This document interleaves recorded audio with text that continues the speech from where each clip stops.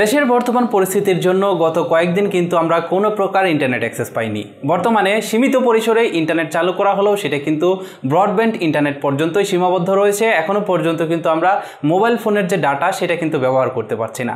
সেই সাথে broadband internet ব্যবহার করতে পারলেও তার স্পিড কিন্তু খুবই কম এবং সেই সাথে আমরা কিন্তু ফেসবুক সহ বিভিন্ন সোশ্যাল মিডিয়াতে ব্রাউজ করতে পারছি না। আর এর জন্য আমরা অনেকেই তৃতীয় পদ্ধতি অবলম্বন করে আমাদের সোশ্যাল মিডিয়া অ্যাকাউন্ট ব্যবহার করতেছি, যেটা মোটেই উচিত নয়। এতে কিন্তু আমাদের সোশ্যাল মিডিয়া অ্যাকাউন্টগুলো রিস্কের সম্মুখীন হচ্ছে, যে কোনো সময় যে কোনো ধরনের সমস্যা হতে পারে। আজকের ভিডিওতে আমি আপনাদেরকে এই বিষয়গুলো জানানোর চেষ্টা করব। বর্তমান পরিস্থিতিতে কেন ভিপিএন ব্যবহার করা উচিত নয়, কেন তৃতীয় পদ্ধতি ব্যবহার করে ফেসবুক অ্যাকাউন্ট বা অন্যান্য সোশ্যাল মিডিয়াতে অ্যাক্সেস নেওয়া উচিত নয়, সকল কিছু আজকের ভিডিওতে জানানোর চেষ্টা করব। মূল ভিডিওতে যাওয়ার আগে একটা রিকোয়েস্ট করব, ভিডিওটিতে একটি লাইক দিয়ে ভিডিওর পরবর্তী অংশটুকু কন্টিনিউ করবেন। শুরুতে আপনাদেরকে বলবো, যেহেতু চলমান পরিস্থিতিতে ফেসবুকে বাংলাদেশ থেকে অ্যাক্সেস নেওয়া যাচ্ছে না, ফেসবুকে বাংলাদেশ থেকে ব্রাউজ করা যাচ্ছে না, সেহেতু আমাদের মোটেই উচিত নয় থার্ড পার্টি কোনো অ্যাপস বা থার্ড পার্টি কোনো কিছু ব্যবহার করে জোর করে আমাদের ফেসবুক অ্যাকাউন্ট ব্যবহার করা। তার কারণ ফেসবুক অ্যাকাউন্ট কিন্তু আমাদের জন্য খুবই গুরুত্বপূর্ণ। অনেকে আছেন এই ফেসবুক অ্যাকাউন্টের মাধ্যমে বিজনেস পরিচালনা করেন, অনেকের আবার অনেক পুরাতন অ্যাকাউন্ট, পার্সোনাল অনেক কিছুই রয়েছে ফেসবুকে। তাই এই ফেসবুক অ্যাকাউন্ট অনেকেই কিন্তু হারাতে চাইবেন না। তাই আমাদের উচিত চলমান পরিস্থিতিতে তৃতীয় কোনো পক্ষের মাধ্যমে আমাদের ফেসবুক ব্যবহার না করা। এবার আসি ভিপিএন এর মাধ্যমে ফেসবুক অ্যাকাউন্ট ব্যবহার করলে কি কি সমস্যা হতে পারে। তার আগে একটা গুরুত্বপূর্ণ ইনফরমেশন আপনাদেরকে জানাই, সেটা হলো বর্তমানে আপনি যদি পেওনিয়ার থেকে উপায়ে ট্রান্সফার করেন তাহলে কিন্তু আপনি 200 টাকা পর্যন্ত ক্যাশ রিওয়ার্ড জিতে নিতে পারেন। শুধু তাই নয়, আপনি যদি পেওনিয়ার থেকে যদি উপায়ের মাধ্যমে উইথড্র করেন এবং যে টাকাটা আপনি পেওনিয়ার থেকে উপায়ে ট্রান্সফার করবেন সেই টাকাটা যদি আপনি ইউসিবি ব্যাংকের এটিএম বুথ থেকে উত্তোলন করেন তাহলে কিন্তু কোনো প্রকার চার্জ লাগবে না, সম্পূর্ণ ফ্রিতেই কিন্তু এই টাকাটা উত্তোলন করতে পারবেন। ভিপিএন সম্পর্কে আমাদের অনেকেরই প্রপার কোনো ধারণা নেই। আমরা অনেকেই মনে করে থাকি যে সকল ওয়েবসাইট ব্লক করা রয়েছে শুধুমাত্র সেগুলোতে অ্যাক্সেস নেওয়ার জন্য ভিপিএন ব্যবহার করা হয়। এছাড়াও কিন্তু ভিপিএন এর আরও অনেক কাজ রয়েছে। ভিপিএন সম্পর্কিত বিস্তারিত ভিডিও রয়েছে আমার চ্যানেলে, ডিটেলস জানতে চাইলে আপনারা সেই ভিডিওটি দেখতে পারেন। এবার কথা হলো, চলমান পরিস্থিতিতে আমরা যারা শুধুমাত্র মনে করি যে ভিপিএন দিয়ে শুধুমাত্র ব্লক সাইটগুলোতে অ্যাক্সেস নেওয়া যায়, তারা কিন্তু বিভিন্ন ওয়েবসাইট থেকে, থার্ড পার্টি ওয়েবসাইট থেকে যে কোনো ভিপিএন নামিয়ে সেটা কানেক্ট করে আমরা কিন্তু ফেসবুক অ্যাক্সেস নিচ্ছি, যেটা মোটেই উচিত নয়। এটা করলে আপনার কয়েকটা সমস্যা হতে পারে।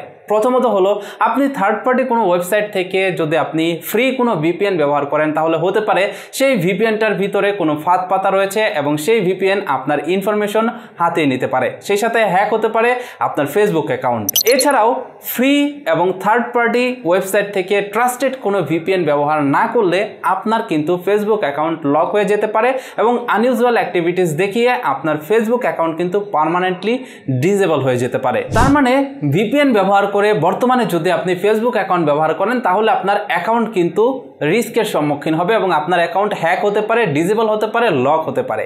এবার আপনারা অনেকেই বলবেন যে ভাই ভিপিএন তো সিকিউর একটা জিনিস, ভিপিএন তো মূলত আমাদেরকে প্রোটেকশন দিয়ে থাকে, তাহলে কেন ভিপিএন ব্যবহার করলে ফেসবুক অ্যাকাউন্ট লক হবে বা ডিসেবল হয়ে যাবে? ভিপিএন আমাদেরকে ইন্টারনেটে সুরক্ষা দেয়, এটা সত্যি কথা, কিন্তু ডিপেন্ড করে আপনি কোন ভিপিএন ব্যবহার করছেন।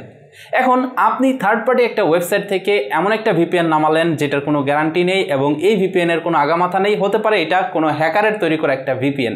এখন সেই ভিপিএনটা দিয়ে আপনি আপনার মোবাইল ফোনে যখন সেই ভিপিএনটা ইনস্টল করতেছেন এবং সকল পারমিশন দিচ্ছেন, তখন কিন্তু সম্ভাবনা থাকে সেই ভিপিএন থেকে বা সেই ভিপিএনটি আপনার ইনফরমেশন চুরি করে নিয়ে যাওয়ার কিন্তু একটা সম্ভাবনা থাকে।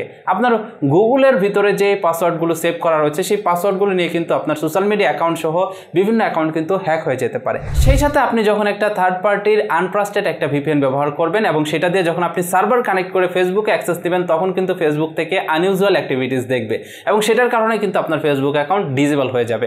আশা করছি আপনারা বুঝতে পেরেছেন। এখন আপনারা বলবেন যে তাহলে আমাদের করণীয় কি? করণীয় হলো, যদি আপনি ভিপিএন ব্যবহার করেন কোনো কারণে, তাহলে অবশ্যই সেটা অফিসিয়াল এবং রেপুটেটেড কোনো কোম্পানির ভিপিএন ব্যবহার করার চেষ্টা করবেন এবং অবশ্যই সেটা যেন প্রিমিয়াম হয়।